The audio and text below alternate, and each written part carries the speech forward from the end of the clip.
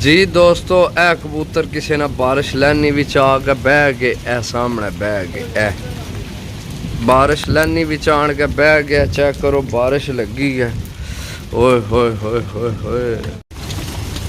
अस्सलाम वालेकुम। हाँ जी यूट्यूब वाले भराओ चेक करो यार बारिश सही लंब कढ़नी है। भी जेठ नहीं पहली उड़ान जनाब ते जिला गुजरात विच जनाब।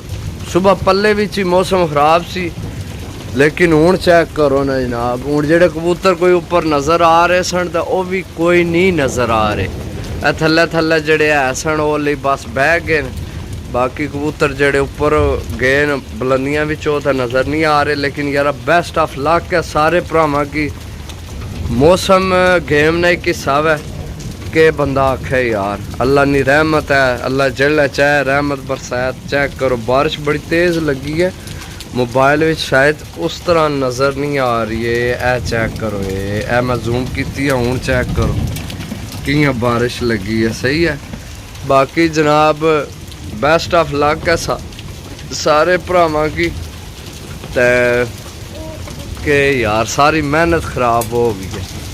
आज माशाल्लाह उत्थे सईद एंड आदिल बाटनी छाता बड़ी अच्छी प्रोग्रेस बड़ी अच्छी परफॉर्मेंस उत्थे जनाब लभनी सी।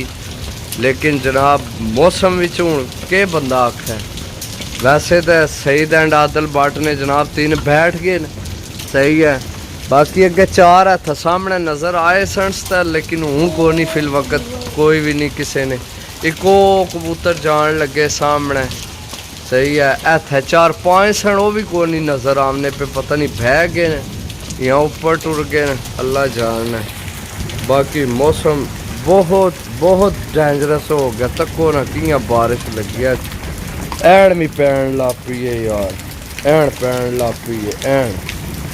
बर्फ ने गोले नहीं होने निके निके वो लगे ने टैन। है चेक करो वो सामने चेक करो।